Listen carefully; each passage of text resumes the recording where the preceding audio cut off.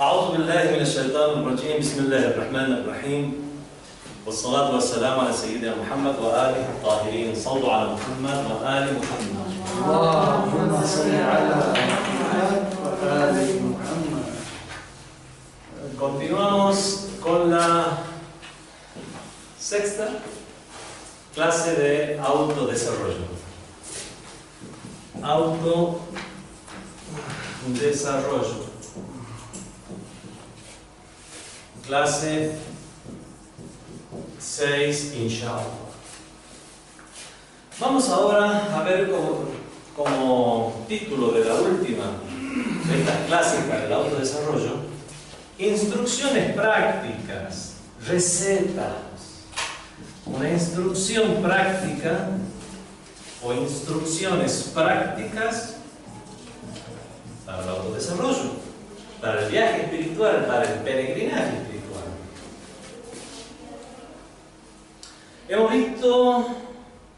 Hemos estudiado algunos principios generales, lo tienen esto en el texto, tales como cumplir con la Sharia, cumplir con las normas de la Sharia, cuidar nuestras cualidades, nuestras características. Sin embargo, también hay ciertas prácticas que nos pueden fortalecer. Son recetas dadas por los sabios para que uno mejore como persona, como ser humano, como musulmán, pero sobre todo como ser humano. Ciertas prácticas que nos pueden fortalecer, aumentar nuestra fuerza de voluntad. Prácticas hay muchas, pero vamos a restringirnos a 5 principales, que son las que recomiendan los sabios en general. Hay 5 instrucciones. Vamos a ver cuáles son esas instrucciones. Primero, en este viaje hacia el autodesarrollo, hacia el autoperfeccionamiento, para mejorar el carácter, mejorar las cualidades, tenemos primero no hablar demasiado, por supuesto. No hablar demasiado, sin indirecta para nadie en particular. No hablar si no es necesario. Esto es algo que vamos a encontrar en los grandes sabios del Islam, que realmente no hablaban más que lo necesario, hablaban lo estrictamente necesario. A veces se pasaban, es más, hablaban prácticamente, sus expresiones eran monosilábicas. Había que tratar de sacarles el conocimiento. Y esto lo hacían por varios motivos. Primero, por su autodesarrollo personal, desde el punto de vista de la moral y la ética. Y lo hacían también por una cuestión académica. Antes el conocimiento no le era dado a los mediocres, no le era dado a quienes no lo merecían, no le era dado a quienes no tenían un comportamiento, o por lo menos una expectativa de comportamiento afín a tal o cual ciencia. Y es por eso que, es más, esa es una de las cuestiones por las cuales los libros eran como misteriosos. Eran libros donde se hablaba de manera telegráfica con personas que han estudiado la ciencia en particular, saben que esa terminología o ese término es propio de esta ciencia y no lo va a entender cualquier neófito que agarre un libro solo porque sepa leer y crea que ya puede entender el libro. Por ejemplo, el que estudió lógica sabe lo que es una premisa de una proposición, sabe lo que podemos decir, sabe lo que es un silogismo, la diferencia entre inducción y deducción. Son palabras que a lo mejor usamos en nuestro cotidiano hablar. He deducido tal cosa, pero no es esa deducción que se usa en la ciencia de la lógica. En la ciencia de la lógica, la inducción es desde una regla general, al revés. La deducción es de una regla general para ver los casos particulares. En cambio, la inducción es al revés. Desde los casos particulares establecer una regla general. Eso es lógica. Pero vemos que la palabra deducción la usamos nosotros normalmente, pero sin darle esa connotación específica que tiene en la ciencia de la lógica. Lo mismo pasa con la palabra inducción. ¿De qué está hablando? De electromagnetismo. En el electromagnetismo resulta que cuando hay un campo electromagnético y ese campo electromagnético está cerca de una barra de metal, acero, que se imanta. Se imanta, entonces, señor, ¿de qué está hablando? Y bueno, estoy hablando de electromagnetismo, así como funcionan las radios.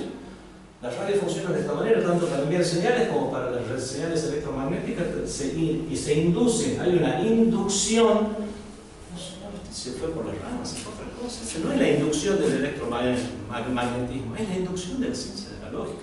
Bueno, los sabios, ¿qué es lo que hacían? Usaban estos términos y obviamente los entendían que conocían la materia. No los entendía cualquier persona en general. Y no solo era eso. Lo escribían en forma, hasta puedo decir, van a encontrar esos libros antiguos, lamentablemente ninguno de estos marcadores me funciona, donde estaba el texto, y en los márgenes del texto escribían explicaciones. El mismo texto era telegráfico, y las explicaciones a este texto, porque ni los sabios a veces se entendían entre ellos, tenían que estar escribiendo esas explicaciones, también eran telegráficos. Lo hacían, no por mandarse la parte, decir, qué sabios que son. Lo hacían, primero, para escribir lo menos posible, para que en la menor cantidad de texto posible las personas que son afines a la materia ya lo van a entender. Y los neófitos que se queden con las ganas, y mejor si no tienen acceso a ese conocimiento. Es más, hay un artículo que yo traduje para una revista especializada una vez, en la que yo era director, la revista Sajalén, donde hay una introducción a un libro de Mullah Sadra, que era un filósofo, en el cual, en esa introducción, se manifiesta claramente este sentido que yo estoy diciendo. Que se lamenta el sabio, dice, lamentablemente vemos la costumbre de estos tiempos de enseñar a la gente mediocre o enseñar a la gente que no se merece esta ciencia. Pero no está bien que la gente mediocre aprenda para que deje de ser mediocre. Hay diferentes tipos de mediocridad.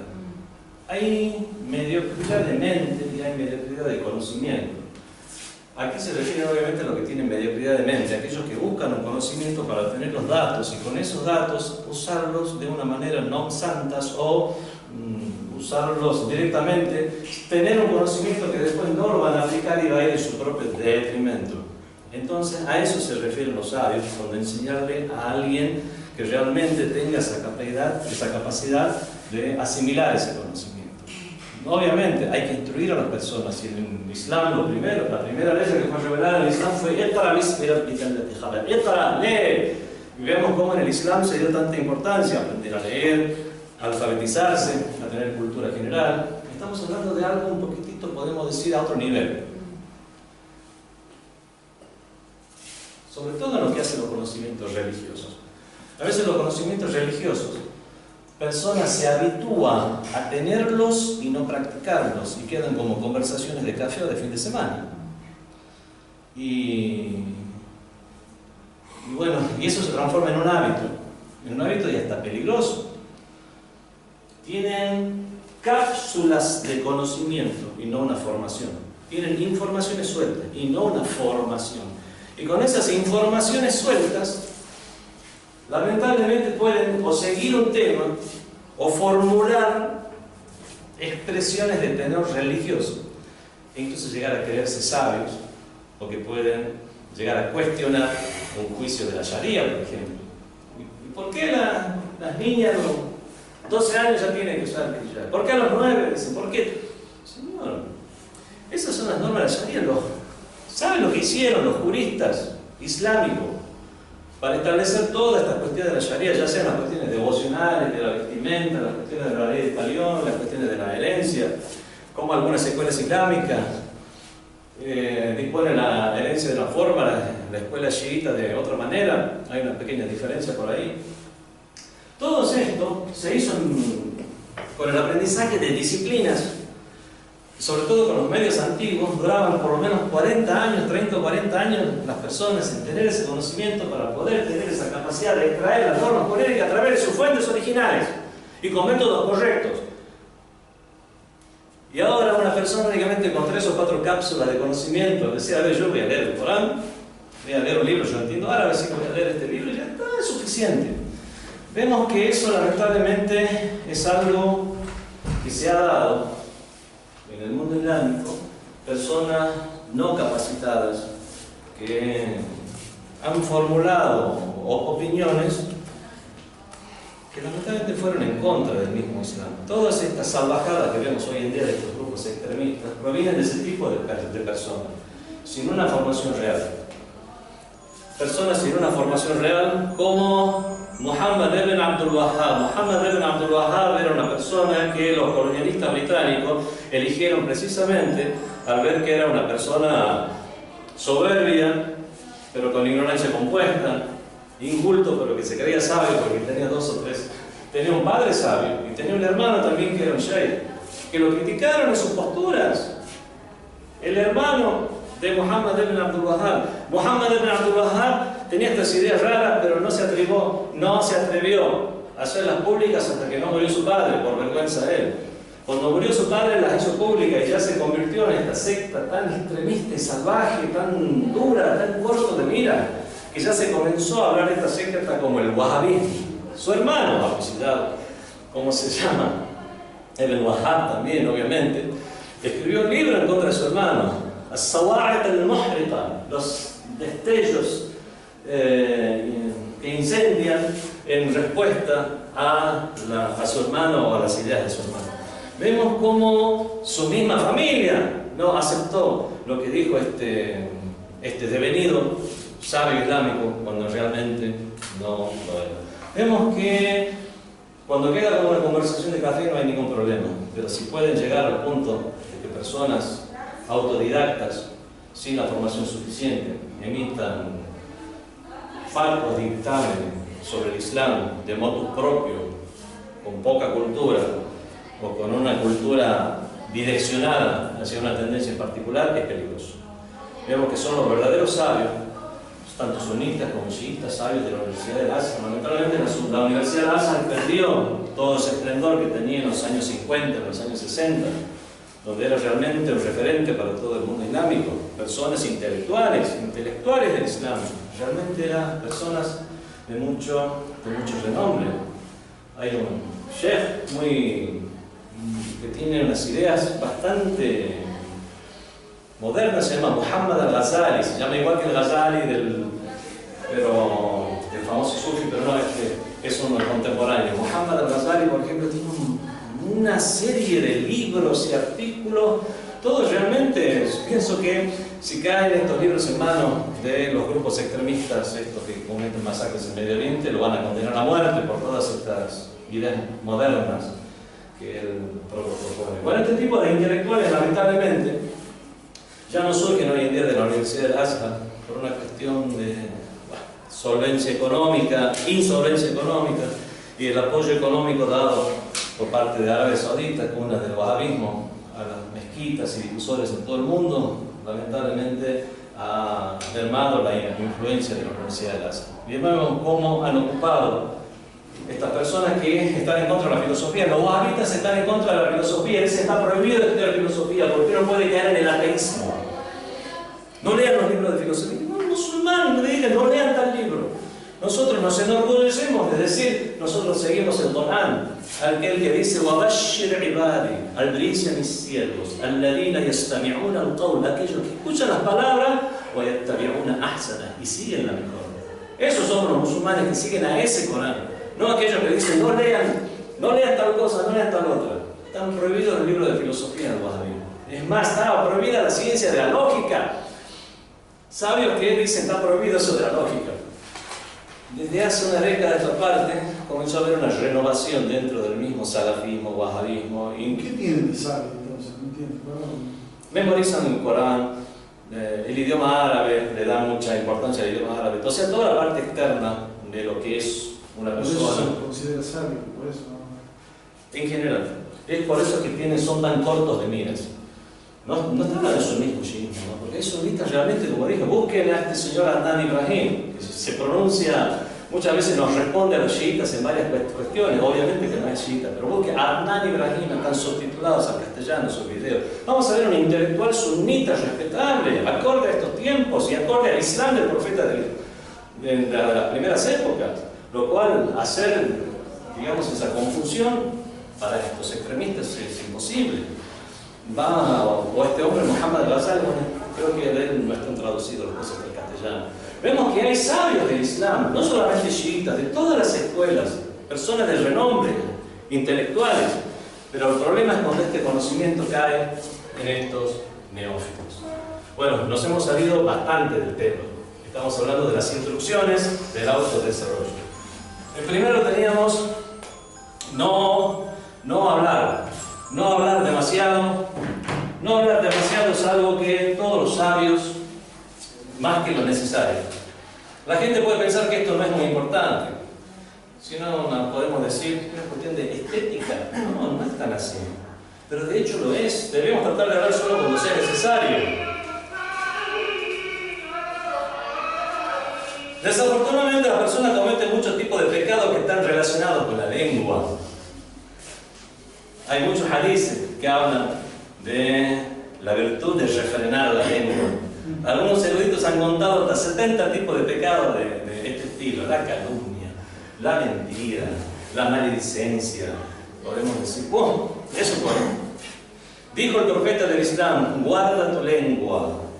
El hombre le dijo: mensajero de Dios, aconséjame. Le volvió a decir, dijo: guarda tu lengua.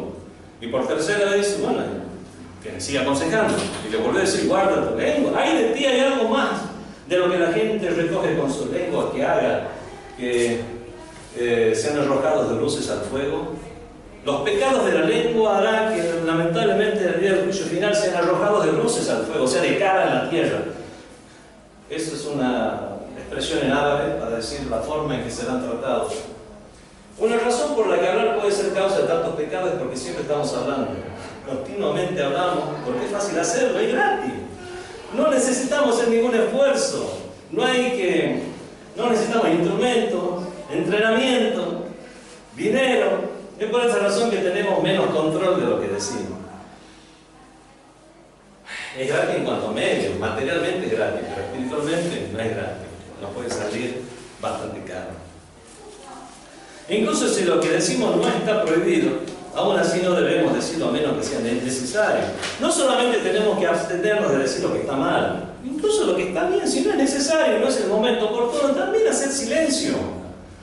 La práctica innecesaria es perjudicial para nuestra espiritualidad. Nuestras palabras no solo preocupan nuestras mentes, sino que ocupan nuestras mentes, sino que incluso causan impacto en nuestros corazones. Nuestros corazones se enferman al estar diciendo cosas innecesarias. Hay que aprender el gran tratamiento del silencio, esas curaciones, el remedio del silencio que los sabios aplicaban para tratar a sí mismos. Debemos tomar esto muy en serio, ya que es de suma importancia. Las personas pueden decir que tienen que sentarse con sus padres, familiares o amigos y deben ser sociales y tienen que hablar.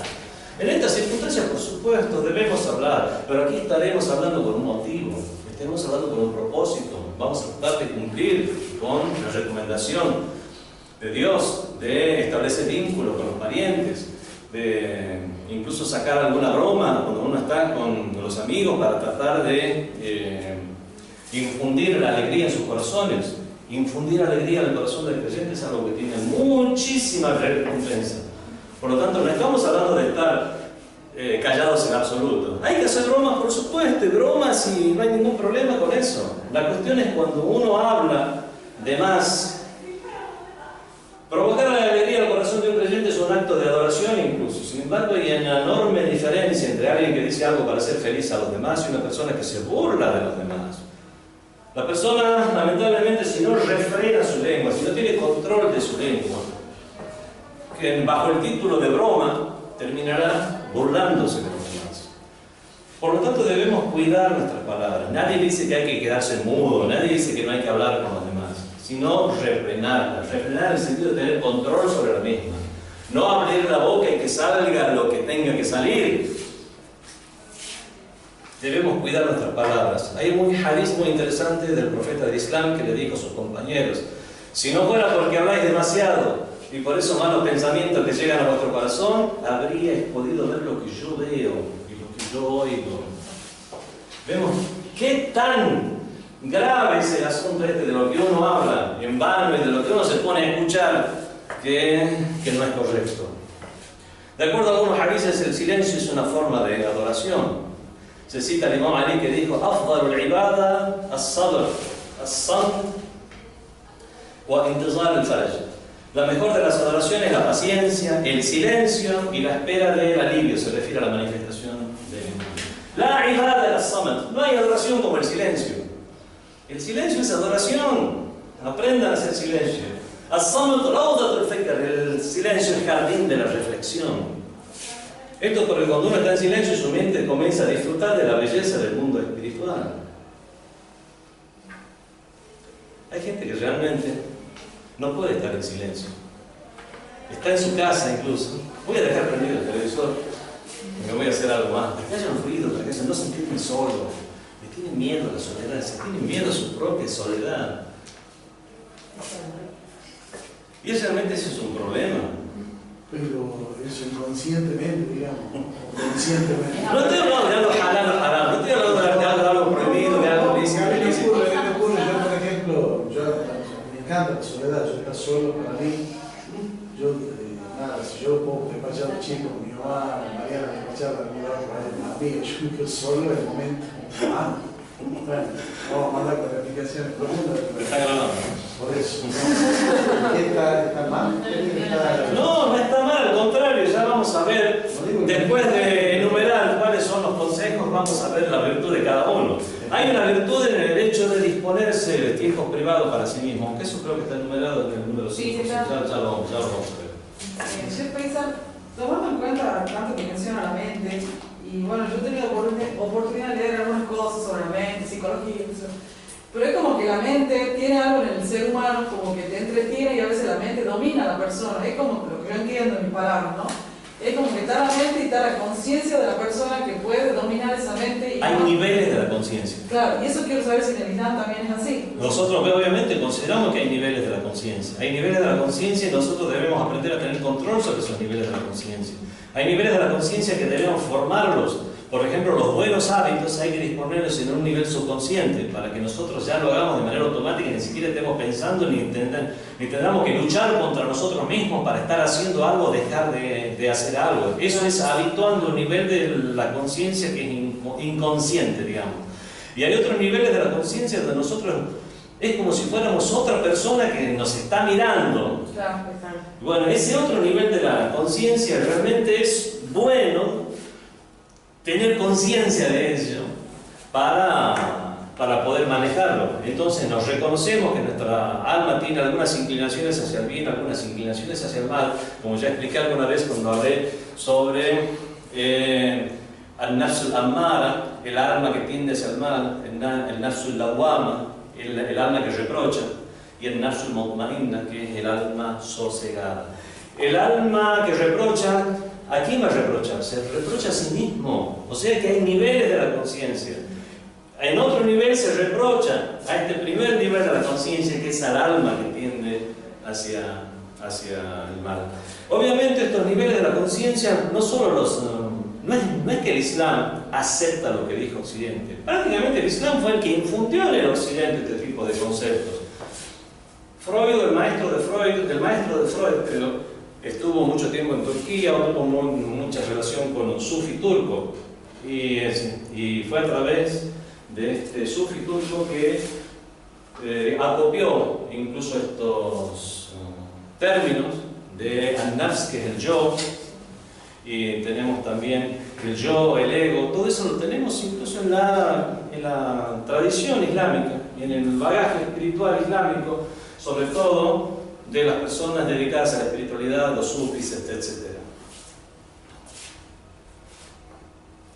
Fuera de clase, te voy a preguntar de los sufis. Ahora no, si no me van a... Ahora no. Pasemos, porque tiene un tiempo limitado el número 2 de los consejos va a ser no comer. Pero no es no comer nada. Es no comer demasiado. Antropológicamente hablando, ya no éticamente hablando, vamos a ver qué es realmente Es a través del hambre que se produjeron los movimientos de la civilización. La necesidad es la madre de la inventiva. Si el hombre hubiera estado tranquilo, sosegado, panza llena, corazón contento, se hubiera quedado bajo el árbol cortando la manzanita. Fue cuando vio que el árbol ya no tenía más manzana que se movió. O inventó una escalera para llegar a las manzanas que estaban más arriba. Inventó la rueda para traer manzanas de otro lugar. Las manzanas se echaban a perder, que él quería guardarlas para el invierno, entonces comenzó a pensar cómo comenzó a hacer dulce de manzana. De esta manera, vemos que fue precisamente ese hambre lo que lo motivó a las personas. El hambre o la necesidad. Esto es algo, bueno, terminamos con la sesión de antropología. Volvamos a la sesión de la ética. Hay cuestiones espirituales también, metafísicas. Ya hemos hablado que así como hay reglas físicas, hay reglas metafísicas también. Con el estómago lleno impide que uno alcance la plenitud de lo académico. Uno con un cachito de hambre, no con mucho hambre que se está por morir de hambre, con un poquito de hambre, uno se mantiene alerta. Uno tiene más, podemos decir, capacidad académica. Uno con un poquito de hambre tiene más incluso capacidad espiritual. Uno con un poquitito de hambre, uno puede llegar a comprender incluso el hambre de otro, el hambre de los demás. Vemos que siempre es necesario, desde un punto de vista ético, espiritual, antropológico, y por qué no desde un punto de vista político, si vamos a hablar del ayuno. ¿Qué es lo que dicen entonces? No comer más de lo necesario. Al igual que permanecer en silencio, comer pequeñas porciones afecta al espíritu de una manera poderosa, dice el Islam, ya que permite que el espíritu crezca. Cuando comemos demasiado, incluso si nuestra comida es halal, no estamos hablando de halal o haram, ¿no? Es comer mucho halal incluso. La glotonería, la gula es haram. Se puede comer de más. Cuando comemos demasiado, incluso si nuestra comida es halal, nos torna ocupados, o sea, nos distrae, y a nuestro espíritu perezoso. Nuestro espíritu tiende a la pereza, a la vagancia, al confort, a hacer el menor esfuerzo posible. No podremos permanecer alertas. En otras palabras, lo que comemos es alimento para nuestro cuerpo, pero el ayuno es alimento para nuestra alma. Hay que valorar el ayuno, no verlo como un sacrificio y nada más. Hay un dilema porque necesariamente debemos alimentar a nuestro cuerpo y a nuestra alma, o sea, debemos comer y debemos ayunar. Debemos hacer las dos cosas. Ya que ambos necesitan alimento y debemos darle a cada uno su debido derecho. ¿Qué debemos hacer? Debemos comer solo lo necesario para nuestra salud y de esta manera nos aseguramos de que hemos hecho justicia tanto para nuestro cuerpo como para nuestra alma. Hay muchos hadices sobre los méritos de ayunar o comer poco. En su conocido consejo a Imam al-Basri, dijo el imam Ja'far Sadiq alayhi salam: en cuanto a los 3 consejos de la autodisciplina, resguardarte de comer aquello para lo cual no tienes apetito. Si no tienes ganas de comer, no comas. Bueno, pero me han invitado, estoy sentado aquí con todos. Si no quieres comer, no comas. Únicamente coman cuando tienen hambre. Entre los consejos hay muchos libros, artículos, hadices, bajo el título de Tibbul Anbiya, la medicina de los profetas, Tibbul A'imma, la medicina de los imames, Tibbul Imam Ali, la medicina del Imam Ali, Tibbul Rasul, la medicina del mensajero del Islam. Sí, generalmente este tipo de hadices hablan mucho acerca de la comida, de lo que nosotros ingerimos, de los tipos de comida, y ahí se hace alusión a este tipo de hadices. Si el hombre cuidara su alimentación, no tendría la mayor cantidad de enfermedades. Ese es el tenor del hadiz. ¿Qué más? Bueno, con el estómago lleno no entra el conocimiento. Bueno, hay muchos hadices que tienen ese mismo tenor. El hombre nunca ha llenado ningún recipiente peor que como lo hace con su propio estómago. Así que si indefectiblemente debe llenarlo, entonces que un tercio sea para la comida, un tercio sea para la bebida y un tercio sea para el aire. Este es un hadith muy conocido. Había un estudiante en Qom que dijo, y bueno, si hay que dividir en 3 tercios, yo voy a usar 2 tercios para la comida. Yo voy a usar 1 tercio para la bebida. Y el aire se encuentra donde entra que entre, si no tiene donde entrar que entre. Bueno, es un chiste, bueno, de tenor persa. 3.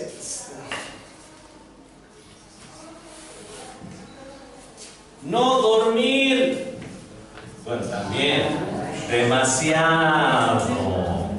Dormir demasiado también provoca, digamos, lo mismo que provoca hablar demasiado o comer demasiado. Esto es especialmente importante. Aún así encontramos que una sunna del profeta, una tradición del profeta es el qailula. ¿De dónde? La qailula, la palabra qailula viene de qalil. ¿Qué significa qalil? Poco. Qailula es dormir un poquito. ¿Sabe cuál es la traducción de qailula? La siesta. La siesta se dice qailula. Lamentablemente hay muchos que en lugar de qailula hacen kaizura. Kazir, ¿qué es kazir? Corto. Mucho. Kazir es mucho, qailil es poco. Siesta se dice qailula, o sea, duerme un poquito. Hay muchos en lugar de qailula, lo que hacen es kaizura, duermen un montón. Dicen, realmente, lo que uno necesita dormir como siesta son 20 minutos, 15 minutos, 20 minutos. Con eso uno ya tiene el descanso reparador del día. No 2 horas, 3 horas. ¿Y a la noche cuánto? 8? Eso ya depende de cada uno. No vamos a arriesgar números. Dormir poco científicamente está comprobado que no es bueno. Una pequeña. No, la siesta no es igual que dormir a la noche. No, está bien. Yo digo, acá dice no dormir demasiado, no especifica. Dormir lo necesario. Empecemos por ahí. Lamentablemente hay gente que duerme más de lo necesario. Ya tienen un sueño reparador y cuando siguen durmiendo se sienten más cansados al acostarse. Vemos que no solamente el sueño ahí ya no es reparador, sino que es contraproducente incluso. Esto es especialmente importante para que no perdamos ni nuestro tiempo, ni la oportunidad de oro de realizar, por ejemplo, las oraciones de la noche. La comodidad excesiva del cuerpo es venenosa para el espíritu. Esto es algo muy, pero muy importante que nos tiene que servir de enseñanza. Los musulmanes eran perseguidos, asesinados, las personas que no tenían un clan fuerte que los apoye, directamente masacrados, sus bienes decomisados, tuvieron que emigrar desde la ciudad de la Meca a la ciudad de Medina, donde fueron bien recibidos. Hasta ese entonces no había ningún tipo de confrontación o lucha, o por lo menos reglamentación de la lucha o combate en el Islam. Muchos querían, muchos musulmanes, querían responder a las agresiones y el profeta decía no es el momento. Emigraron a Medina después de un tiempo. Abu Sufyan, el líder del Quraysh, el líder de la Meca, reunió todas las posesiones que dejaron los mequinenses, armó una caravana con esas posesiones y se dirigió hacia Siria, de la Meca hacia Siria, para vender las posesiones, alfombras, vasijas, bueno, todo lo que en ese entonces, alforjas.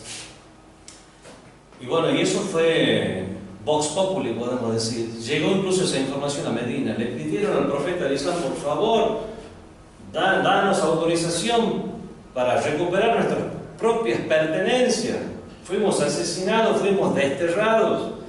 ¿Cómo no vamos a tener la capacidad de defendernos? Y entonces fue revelada la ley del Corán. Le es permitido a aquellos que fueron perseguidos, asesinados, tal y tal, combatir por la causa de Dios. Es por eso que el ejército de los musulmanes salió de Medina con 300 hombres. Se enteraron la gente de la Meca, y vinieron con... los musulmanes tenían 300 hombres, tenían 2 caballos y no sé unos cuantos camellos. Se enteraron la gente de la Meca, es este nuestro momento, vamos a terminar con musulmanes ya mismo. Unos cuantos esclavos convertidos, gente de edad, gente, los más, podemos decir, menospreciados de la sociedad son los que más aceptaron el mensaje del Islam. Son aquellos que vieron que había una injusticia contra su persona.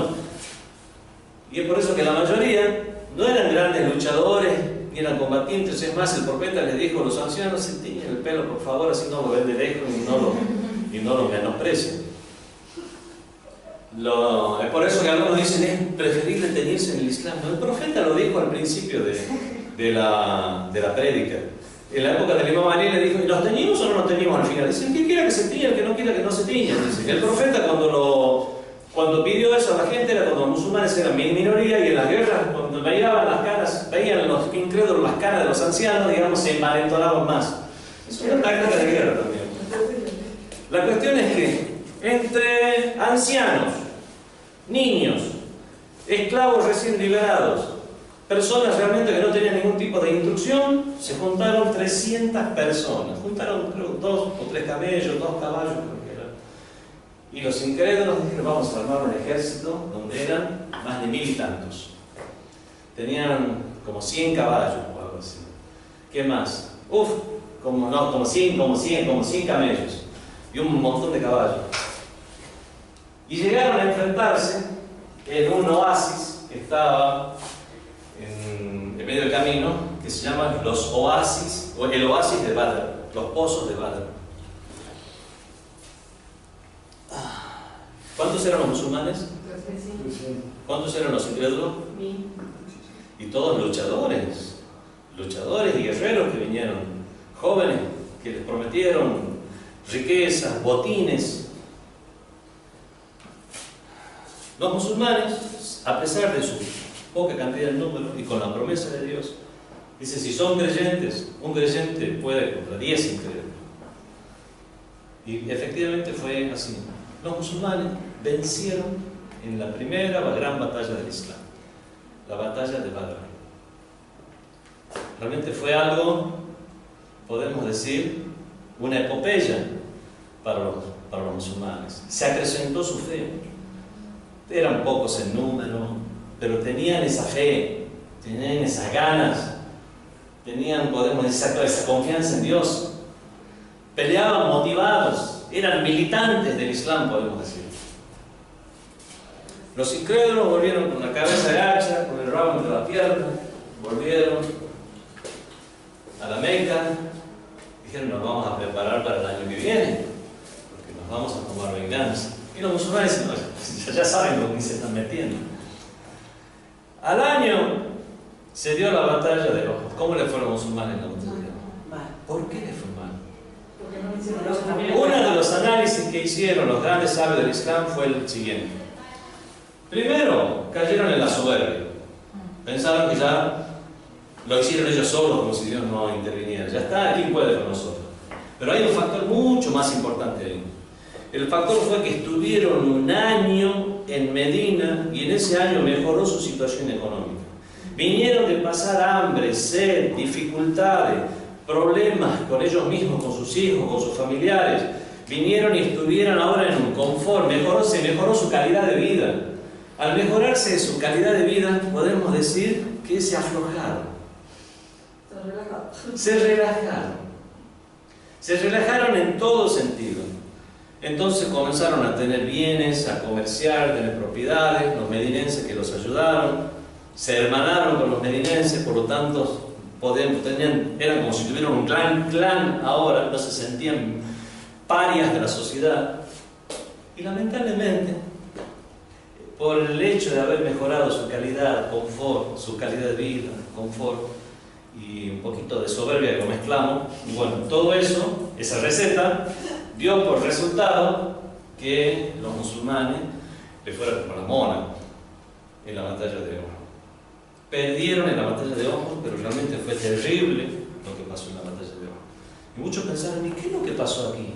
Lo que pasó fue precisamente eso. Ya no eran los musulmanes militantes del año anterior, no eran aquellos que habían padecido. Ellos fueron aquellos que ahora pensaron que el triunfo era un derecho inalienable que Dios les destinaba, cualquiera sea la circunstancia. Y esto no es así. Este mundo es un mundo de prueba, donde es para que uno se esfuerce, hay que sudar un poquito y no decir, yo ya he cumplido con mi cuota de musulmanidad y a partir de ahora le corresponde a Dios ahora hacer su parte. No es así. Vemos entonces que la persona que ya comió lo suficiente, comió de más, durmió de más, no solamente no va a buscar el conocimiento, no solamente no se va a preocupar por los demás, por hacer una mejor sociedad, no solamente se va a olvidar de su espiritualidad, sino que va a comenzar a dar pasos hacia atrás dentro de su islamidad. No dormir demasiado. No necesitamos dañar nuestros cuerpos para convertirnos en una persona piadosa. Nadie dice que no debemos dormir. Dice no dormir demasiado. Hay que hacer hincapié en la palabra demasiado, que está aquí tanto en no hablar como no comer, como en no dormir. Hay personas que no duermen mucho, pero el problema es que no saben cuándo es el momento correcto para dormir. Así que duermen en el momento del día que es mejor para la adoración, están despiertos durante el tiempo que es menos beneficioso. Por ejemplo, a veces dormimos muy tarde, después de la medianoche, alrededor de las 2 o 3 de la mañana, y luego en el mejor momento para la adoración y la contemplación, están aletargados. Hay muchos hadices que nos hablan de prácticamente, es makruh, es aborrecible, nos dicen, dormirse entre la alborada y la salida del sol. Dice, es uno de los momentos, ¿no? El que madruga Dios lo ayuda, decimos en castellano. Bueno, uno alienta la vagancia cuando, y bueno, y si este tipo de cuestiones se forman un hábito, a pesar de haber dormido poco, a lo mejor durante la noche, no se puede decir, listo, yo ya dormí poco, así que estoy cumpliendo con el hadith. No, señor, es que tiene que dormir también en el momento correcto. Si quieres el dunya, haz tahajjud. Si quieres el ákhira, el más allá, haz tahajjud. ¿Qué es tahajjud? Tahajjud es quedarse despierto a la noche, ¿Rezando? leyendo Corán, rezando, haciendo alguna súplica, haciendo algo positivo por uno mismo, por el Islam. La oración de la noche es uno de los exponentes, es uno de los mayores exponentes del tahajjud. Pero si vos te quedas para el tahajjud, no te levantas a las 5. Por eso hay que elegir los tiempos. ¿Qué hacían los sabios? Los sabios no estaban toda la noche dormidos. Dicen realmente, ¿cuál es el momento de la oración de la noche? Llega la medianoche. Ningún marcador escribe. La medianoche, una M no ponemos. Después está la alborada o fajr. Sí. Eso que está en el medio se llama noche, o en medio de la noche. Dividimos esta noche en 3. El último tercio le vamos a llamar sahar. Es recomendable o es mejor hacer la oración de la noche en el sahar. Muchos se levantaban unos 20 minutos, media hora antes del fajr, hacían el salat de la noche y después un ratito y nomás hacían el fajr, cuando ya veían que ya iba a ser la hora del fajr. O sea, no estaban toda la noche despiertos. Claro, sí, no, sí, claro.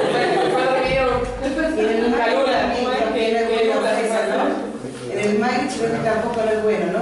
Hacer el Maghrib. En el Maghrib también. Al momento del Maghrib no es bueno y hay hadices que dicen que la persona que duerme al Maghrib tiene que cuidarse. No dejen que los niños duerman en la hora del Maghrib, porque puede llegar no, a la locura. Pero ¿por qué, Chef, hacer Maghrib y acostarse a dormir malo? Estoy hablando de los tiempos. Tanto los tiempos desde el fajr hasta la salida del sol es makruh, es muy aborrecible dormirse. Y también al momento del Maghrib es aborrecible. Ahora, el porqué, la razón, la filosofía, esto no es algo que nos compete, y menos para el poco tiempo que nos queda. Eso hay que ver los filósofos. En verano el fajr se hace a las 4:30 de la mañana. ¿Quién se queda levantado a las 4:30 de la mañana? No, pero después del Maghrib, la locura. Pero también eso.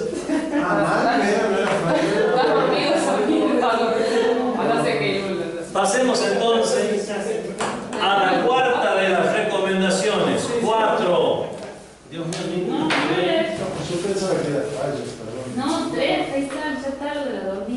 en la cuarta entramos. 1, no hablar. 2, no comer. 3, no dormir. Ahora el 4. Es la parte preferida. Disponerse un tiempo privado. Eso es lo que decía. Tener un tiempo privado. Yo para tomar café. Pero exactamente. Tenemos para la contemplación. No tiempo privado para tomar una guía. Tiempo privado para la contemplación. Necesitamos tiempo para estar solos, estar con nosotros mismos. ¿Por qué no nos queremos? Ya sea durante el día o a la noche. Bueno, prometernos que por lo menos 10 o 15 minutos de cada día nos vamos a estar con nosotros mismos. Nos vamos a sentar con nosotros. O sea, hay un hadith que dice que un momento de adoración es mejor que años y años. Un momento de reflexión es mejor que años y años de adoración. Pero la reflexión sensata. No reflexionar, ganará Boca o ganará River. Si lo ponemos al mediocampista, no. Es una reflexión en serio, una reflexión sobre el universo, sobre el cosmos, sobre Dios, sobre los atributos divinos, sobre el sentido de la vida. Bueno, un momento, algunos traducen como una hora de reflexión. La palabra sa'a en árabe no era sa'a de reloj ni sa'a de una hora. Sobre todo en las épocas en que fue revelada la revelación, sa'a era como un rato, un momento. Cuando hacemos el famoso dua en el cual decimos que nos dé las bendiciones, ahora decimos sa'a, sa'a, sa'a. No estamos diciendo dentro de una hora, no, estamos diciendo ya mismo al instante. Es la hora. La palabra sa'a, es que el hadith dice la palabra sa'a y muchos lo traducen como una hora. Y dice una hora de reflexión es mejor que 70 años de adoración. No es un momento de reflexión. Un momento de reflexión. ¿A dónde estamos? Cuarto. Es bueno prometernos que por lo menos 10 o 15 minutos cada día nos sentaremos solos. Son recomendaciones, recordemos, ¿no? Por ejemplo, en nuestra alfombra de oración, después del rezo, en el jardín.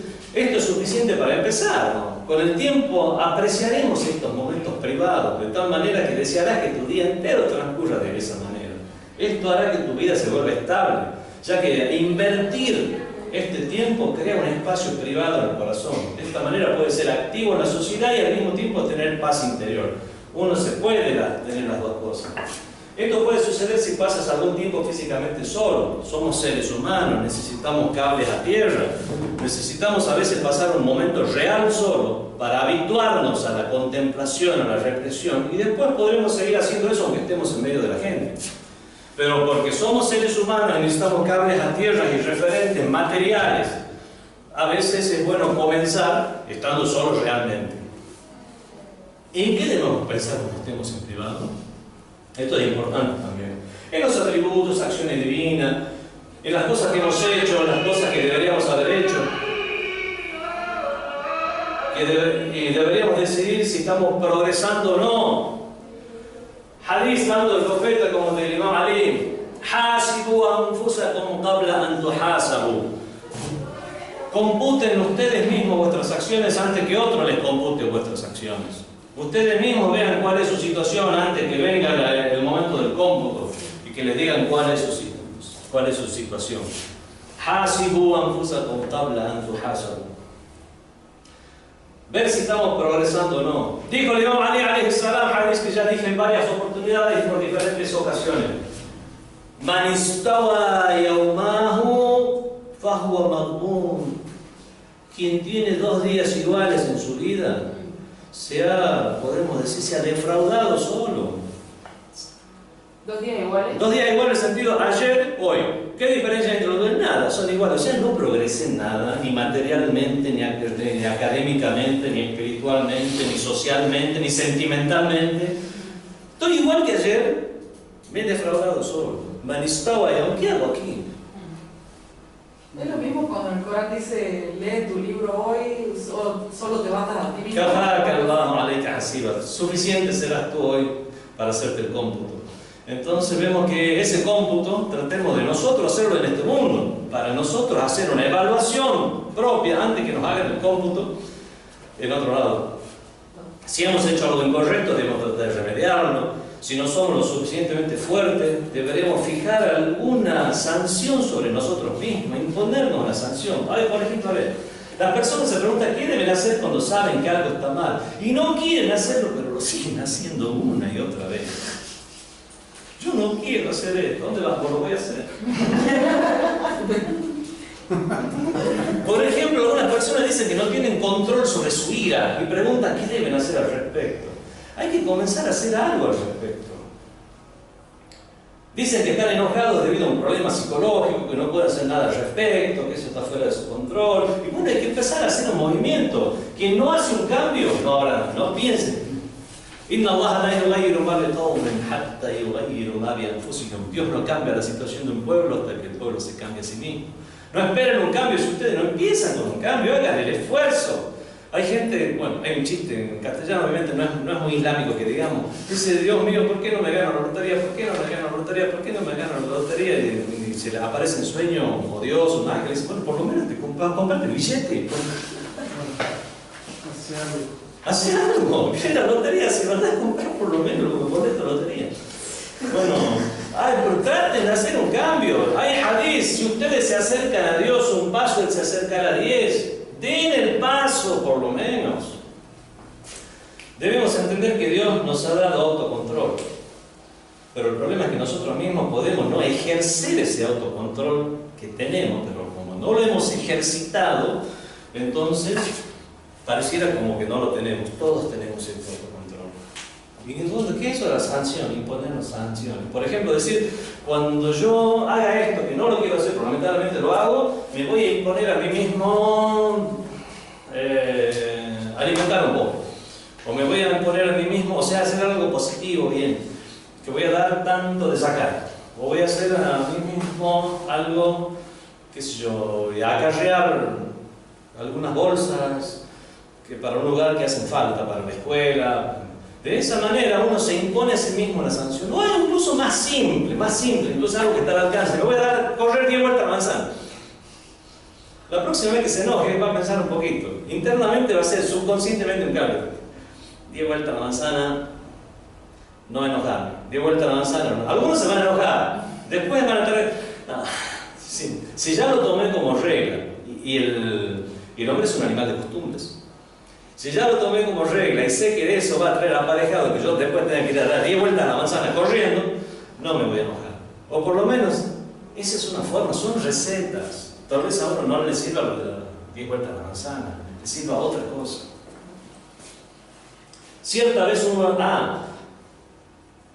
también hay que saber refrenar, tener autocontrol sobre uno y saber poner un límite a los demás, ¿no? A veces los demás también nos desgastan. Gente tóxica para esta máquina. Cierta vez hubo una persona que había sido recientemente empleada en una oficina. Llegó un empleado nuevo. En su primer día en la oficina le dijo a sus nuevos colegas: mire, les quiero explicar algo, tenía un carácter. Les quiero explicar algo de inmediato para que en el futuro no haya malos entendidos, no se sientan molestos, no se sientan ofendidos. Llegó fuerte. El que pisa, el que pega primero pega todas dos veces. Llegó pisando fuerte el hombre para marcar cancha, para marcar terreno. Le dijo que desgraciadamente era una persona irritable y que cuando se enoje podría gritarles. Puede llegar a suceder. Insultarlos o decirles algo malo. Pero no debían sentirse molestos o enojados por ello. No era algo personal, es una cuestión de él, de su personalidad. No es algo que va a tener personal para nadie.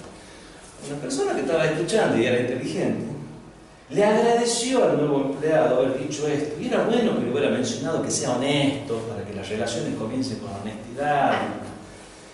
Y dijo, bueno, entonces voy a aprovechar que yo también voy a ser honesto con ustedes. Dijo que él también era una persona irritable y que si alguien le decía algo malo, tenía la costumbre de arrojarle lo que tuviera a su alcance a la cara de esa persona y partirle la mandíbula. Y por eso estaba contento que el nuevo empleado hubiera sido mencionado, hubiera sido honesto para él también mostrar, digamos, cuáles son sus puntos de él. Después de esto, el nuevo empleado nunca se enojó. Era irritable, pero no era dolor. Digamos, marcó la cancha, pero también hay que marcar. Bueno, traslademos esto a nuestro interior, a nuestros diferentes niveles de nuestra conciencia, niveles de nuestra alma. Nos marquemos la cancha mutuamente.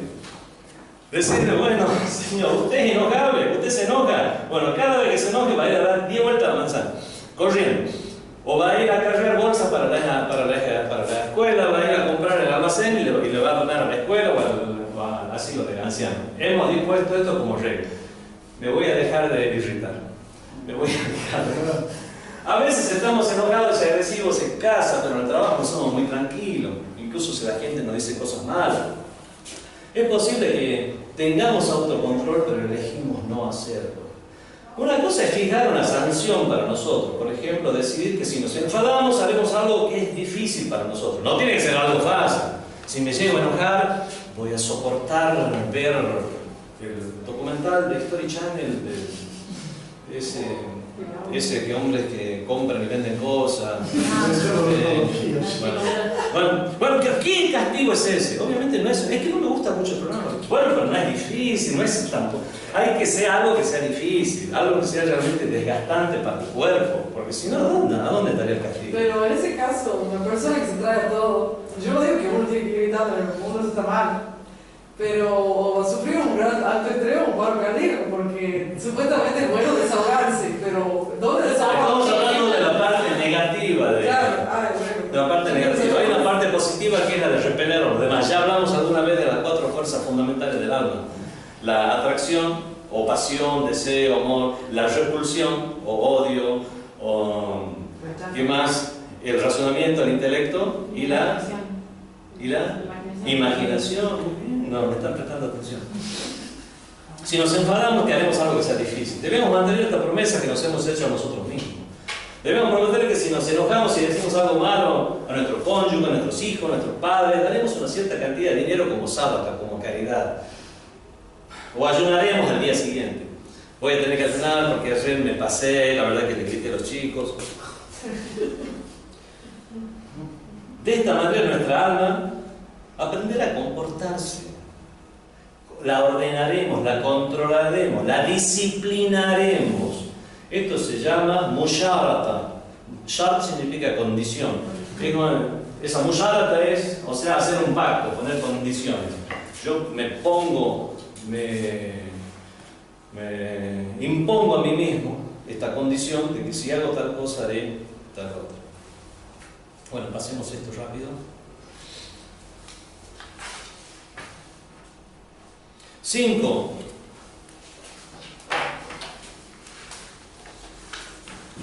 El recuerdo de Allah. Que tiene niveles, obviamente. Estará que recordar Allah únicamente después de los rezos. Dirá 34 veces Allahu Akbar, 33 veces Alhamdulillah, 33 veces Subhanallah. Y hay otro que dirá, la verdad que no es oneroso, no me va a causar gastos ni esfuerzo. Si por ejemplo cuando voy desde mi casa hasta el trabajo, decir Subhanallah, Alhamdulillah, Allahu Akbar, Subhanallah, Alhamdulillah, Allahu Akbar, Allahumma salli ala Muhammad. ¿Pierdo algo? No. Y de esa manera es, bueno, en la realidad yo como creyente sé que me estoy ganando crédito. Por cada salavat que digo me están sumando un crédito. Por lo tanto estoy haciendo algo que en sí se puede decir que al principio no lo ves hasta como un comercio.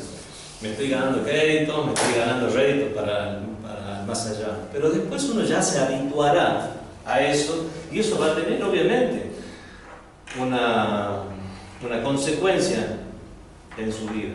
No es un hadith, dicen que el que no vive como piensa termina pensando como vive. Bueno, el caso contrario también es así. El que se impone una manera de pensar terminará asumiendo esa forma de pensar. Olvidar a Allah es la fuente de todos los problemas espirituales. Y naturalmente recordar a Allah es la cura. En el Dua Kumail leemos: Dios mío, busco aproximarme a ti mediante tu recuerdo, o aquel cuyo nombre es remedio y cuyo recuerdo es curación. Esto lo leemos en el Dua Kumail. No son frases protocolares para dirigirnos a Allah simplemente. Estamos hablando de la realidad. Su nombre es remedio, su recuerdo es curación. Y el Corán dice: aquellos que creen, aquellos cuyos corazones se tranquilizan con el recuerdo de Allah. ¿Y cómo no van a tranquilizarse los corazones con el recuerdo de Allah? Ciertamente que Allah, glorificado y altísimo, ha hecho de su recuerdo la luminosidad y el brillo de los corazones. Este es un hadith de Ali. Y hay muchos hadiths más, lo leen ustedes. En el Islam todo tiene un límite. incluso el ayuno. No se puede estar ayunando. Es más, es haram ayunar algunos días. El día de Eid al-Fitr, el día de cuando ya terminó el mes de Ramadán, haram ayunar. El día de Eid al-Adha, que va a ser dentro de un día, es haram ayunar ese día. Cuando uno está enfermo, es haram ayunar. Cuando uno está de viaje, nosotros chiitas no ayunamos en el viaje. Porque el Corán lo dice de aquellos que estén enfermos o de viaje, que los recuperen otra vez. La única excepción... ¿Aclaraste el chiita que el sunita se ayuna? Hay sunistas que dicen que se puede ayunar o se puede no ayunar. Y el mismo y los sábados también. No los sunistas en general, algunos sí. ¿Sí? No hacer los cortos. La única excepción es el recuerdo de Allah, que siempre y en todas circunstancias es bueno y necesario. Por ejemplo, uno dice, no ayunen todos los días. O no ayunen cuando estén enfermos. No ayunen. Bueno, en cambio, el recuerdo de Allah no hay límite. ¿Por qué? Porque no produce desgaste, ni físico, ni emocional, ni tenemos que invertir algo de nuestro tiempo, esfuerzo, dinero. Señor, está en su casa, va a dar 10 pasos de esta habitación hasta abajo y diga Allahu Akbar, Allahu Akbar, Allahu Akbar, Allahu Akbar. ¿Qué gastó? ¿Qué sacrificio hizo en el camino de Dios? No hizo ningún sacrificio, no gastó absolutamente nada, ni lo costó, es gratis. En el Islam todo tiene un límite, incluso el ayuno y el hajj. La única excepción es el recuerdo de Allah, que siempre y en todas circunstancias es bueno y necesario. El recuerdo constante de Allah es tanto difícil como fácil de hacer. ¿Es difícil o fácil? No es difícil porque no nos cuesta nada. No tenemos que pagar, ni ir a un lugar especial, no tenemos que hacer algún ejercicio físico, así que debería ser muy fácil. Si consideramos los resultados que pueden producir, uno dice, bueno, muy beneficioso y fácil. Sin embargo, es muy difícil de hacer porque nuestra alma siempre trata de consentirse para hacer lo que quiere. Y no le gusta ser disciplinada, no le gusta que alguien le ponga límites, que alguien le ponga normas, aun cuando sepa que es a su favor. El recuerdo de Allah es curación, como dice el Dua Kumail. Los nombres de Allah son una medicina. Pero si constantemente repetimos invocaciones como Allahu Akbar una y otra vez, pero no recordamos a Allah, sino que la decimos sin pensar, como lamentablemente le pasa a muchos musulmanes, bueno, nos pasa casi a todos, para ser más sinceros, que realmente lo hacemos reflexionando en nuestros rezos. Dice el Sagrado Corán, Inna as-salat tanhi anil fahsha'i wal munkar. Ciertamente que el rezo impide la obscenidad y lo execrable de las cosas malas. Vemos que hay gente que reza y lo mismo pasa por atrás. Miren los países musulmanes, miren los salvajes de Daesh y otros más. Entonces, ¿qué está pasando ahí? Pasa que no es un rezo como se debe, no es un rezo en el cual uno está concentrado, no es un rezo en el cual realmente es un viaje espiritual del creyente. Hay un hadith que dice, el rezo es el mi'raj al-mu'min, es el viaje espiritual del creyente. El profeta tuvo un mi'raj a los cielos, fue viajó a los cielos. Bueno, hay un hadith que dice, el rezo es el mi'raj del creyente. Bueno, realmente nuestro rezo, hemos ascendido a los cielos en este rezo que acabo de hacer. ¿Cuál rezo? Ah, sí, claro, yo hice el rezo. A veces digo, Assalamu alaikum wa rahmatullahi wa barakatuh. Acabo de rezar. ¿No dónde habrá estado mi mente? ¿Hemos cumplido con la obligación? Sí. ¿Según la Sharia debemos un salat? No. ¿Pero ese rezo es aceptado ante Allah? No sé. Y el rezo aceptado es el que aleja de la obscenidad, es el que aleja de lo execrable, es el que nos ayuda a crecer espiritualmente como persona. Eso también puede pasar con el zikr o recuerdo de Allah. No hacerlo de manera automática y sin pensar lo que estamos diciendo. Sin embargo, es muy difícil de hacer con nuestra alma, siempre trata de consentirse. Si usamos los nombres de Allah para recordar a Allah, esto es curación. Esto es muy fácil de hacer. Podemos estar manejando, caminando, haciendo lo que tenemos que hacer y estar recordando a Allah. Y esto será muy bueno. El Corán habla de la gente que no olvida a Allah incluso cuando está ocupada en negocios y comercio. Gente que cuando va a comer, ¿qué hace? Dice, Bismillahirrahmanirrahim, y empieza a comer. ¿Qué diferencia hay con alguien que no dijo nada? Y esta persona prácticamente le ha dado todo un sentido, algo normal, natural, que todas las personas hacen todos los días. Se ha convertido en un acto de adoración. Son esas luz verdes que yo hablaba la vez pasada, en el cual Dios nos elogia ante las luz verdes y nos inscribe y nos registra méritos a favor. Dije, Bismillahirrahmanirrahim, termino de comer, alhamdulillahi rabbil alamin.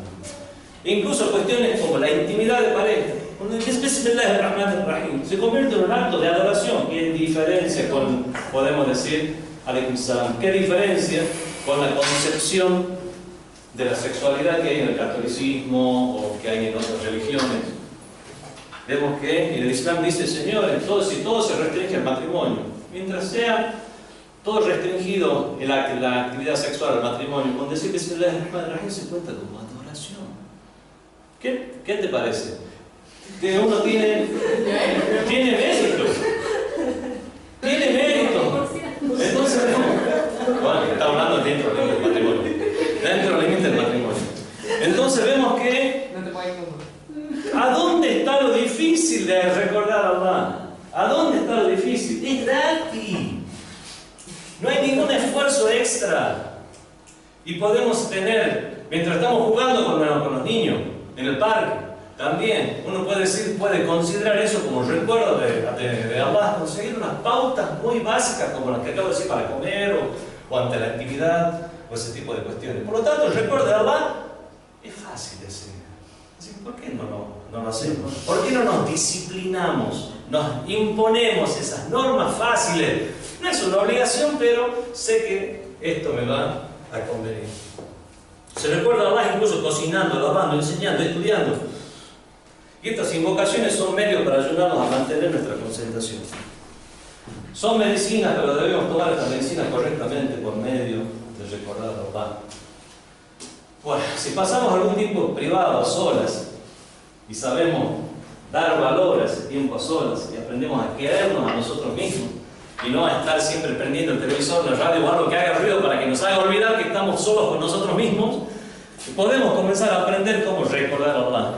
Esas son prácticamente formas de instruirnos a nosotros mismos, de aleccionarnos para tratar de que inshallah nos sea más grato estar ante Allah, dirigirle nuestra letanía, dirigirnos nuestros secretos.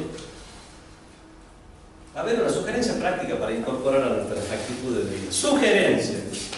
Como hemos visto anteriormente, 5 cosas importantes que debemos observar. 1, 2, 3, 4, 5. No hablar demasiado.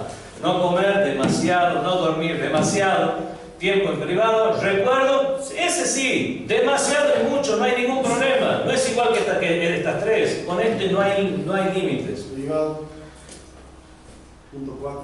Hay límites. Punto 4, ya hemos dicho. Uno puede comenzar teniendo un tiempo privado real, sin que haya nadie más, y cuando aprendamos a amarnos a nosotros mismos, a querernos, aun cuando estemos en público, podemos llegar a disfrutar y gozar de un tiempo en privado, aunque haya gente alrededor. Pero como somos seres humanos con ese aspecto material que está tan patente en nosotros, necesitamos el cable a tierra de estar realmente a solas cuando comenzamos. Por lo tanto, después pues, no hay un demasiado porque no hay un límite. Podemos estar siempre con nuestro tiempo en privado, aun cuando estemos delante de la gente. Siempre está la limitación, como cuando hemos leído el título, uno dice, bueno, tengo que visitar a mi familia, eso también es recomendable en la religión, establecer un vínculo con los parientes. Por lo tanto, sí, eso no se contará como tiempo en privado, pero siempre estará la moderación. Pero la palabra demasiado aquí es flexible. Es mucho más flexible. Los sabios prácticamente están constantemente en el recuerdo de Dios y constantemente se puede decir que tienen ese tiempo en privado, aun cuando haya alguien más. Y a lo mejor es por eso mismo que eligen no hablar mucho. Los ves en una reunión calladitos y a lo mejor están con ellos mismos, pensando y reflexionando. La sugerencia práctica, ¿cuál es? Como hemos visto anteriormente, hay 5 cosas importantes que debemos observar. No hablar demasiado, no comer demasiado, no dormir demasiado, tener tiempo privado para la contemplación, o sea, no mezclarse demasiado con la gente ni mantenernos demasiado ocupados, y recordar a Allah constantemente. Estas son 5 cosas muy fáciles de hacer y no cuestan nada. Son 5 poderosas vitaminas para nuestra salud y crecimiento espiritual, que si se las sostiene durante varias semanas, hay que comenzar a hacerlo, imponernos al principio, porque cuando no hay podemos decir la costumbre, si no estamos habituados a algo, debemos imponernos al principio. Así igual que con el ayuno, el primer día Cuesta. cuesta. Después uno extraña el ayuno. Que si se la sostiene durante varias semanas, sin duda se comenzará a sentir la diferencia y se verán los resultados. Una medida práctica es tener un cuaderno y proponerse objetivos, hacer un cuadrito, un cuadro sinóptico, qué sé yo. Y otorgar categorías. Cada vez que lo creas necesario, haz algunos comentarios, incluso aquí me porté mal. Luego revisa tus comentarios regularmente y evalúa tu progreso. Y seguimos con el hadith del Imam Ali: hasibu anfusakum qabla an tuhasabu. Evalúense ustedes mismos antes que otros los evalúen. Si algunas áreas son malas, tratar de mejorarlas. O sea, como se maneja una empresa. Con la empresa uno dice, alguien puede tener un almacén, compra la mercadería, vende, entra plata al cajón, entra plata que piden los chicos, piden saco, plata les doy, viene la mujer, pide el saco, plata le pide, viene un mendigo, les doy, viene la gente, viene alguien, un vendedor, dice me gusta, no me gusta, y no hace un cálculo, alhamdulillah, Allah le da baraka, porque es algo, un emprendimiento chiquito. Pero ¿qué pasa cuando hay una compensación al norte? Va a comprar esa mercadería, se está vendiendo, no, se está vendiendo, no, que a usted le guste o no, ya le dio a su hijo, ya hay que poner un límite. Bueno, todo ese tipo de cuestiones, cuando uno es más ordenado, va a tener muchas más ganancias. Eso en el negocio. Bueno, también, a título personal, hagamos ese cuadrito. Veamos entonces, para visualizar ya, necesitamos visualizar las cosas, somos seres humanos, necesitamos cables a tierra, necesitamos el cuadrito que diga, esta parte estoy fallando. Por ejemplo, en los salat, el fallo me parece que lo estoy haciendo ya, no sé si de sonámbulo. Así que me parece que voy a tener que trabajarlo más. Por ejemplo, algunos que dicen, no, el fallo yo no estoy tranquilo en mi casa, voy a tener que trabajar más o demás. Cada uno tendrá que hacer su propia evaluación. Durante las primeras semanas no te arriesgues aplazando este proceso por ninguna razón. Desde la semana que viene voy a empezar a hacer sábado. No, el sábado ahora hay que hacer. Completa la tabla bajo cualquier circunstancia.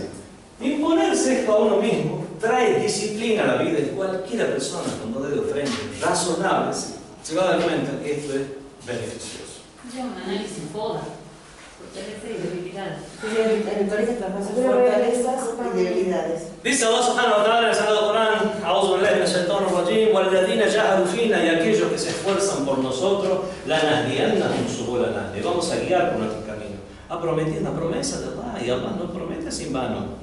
Si se esfuerzan, le vamos a dar, van a ver las consecuencias, van a ver los resultados, hace falta esfuerzo. ¿Qué más dice? Inna al-insana lafi khusr. Esta me dio, comienza medio. Ciertamente que el hombre está en la perdición. En la perdición. Inna al-insana lafi khusr. Illa al-abr, mirá, sigue. Illa alladhina amanu, a excepción de los creyentes. No, para, que no termina con creer nada más. No es creer y nada más. وَعَمِلُوا الصَّالِحَاتِ, y hacen. No solo creen y nada más. Yo creo. No, crea y haga algo en consecuencia a su creencia. وَعَمِلُوا الصَّالِحَاتِ, ¿y qué más? Y hasta ahí nomás no. وَتَوَاصَوْا بِالْحَقِّ وَتَوَاصَوْا بِالصَّبْرِ. Y se encomienda la verdad y se encomienda la paciencia. Muchachos, esperen que las cosas genuinas necesitan un tiempo. No hay que saltar los pasos ni saltar los niveles. Y bueno, en esta clase hemos reseñado las diversas formas prácticas en las que podemos realizar esta autoformación por medio de hablar poco, comer poco, dormir poco, tener un tiempo en privado, recordar a Allah. Y podemos realmente, inshallah, comenzar a aproximarnos a Allah a través de la purificación del alma. Y estos son los métodos generales. Uno puede dar una receta de 500, podemos decir prácticas, pero estas 5 en general, además, para un buen comienzo, son las que recomiendan los sabios. Las técnicas tratadas estas no son extenuantes, no son costosas. Le dicen, no hable mucho. No es costoso. Bueno, a algunos les puede llegar a costar, pero no es una cuestión físico-material, sino anímica. No puede quedarse callado. No son costosas, no son extenuantes, más bien requieren de paciencia, de determinación. Rogamos a Allah nos conceda esto para que podamos obtener recompensa. Y como termina aquí el artículo, y que Dios nos ayude. Sallallahu alaihi wa sallam.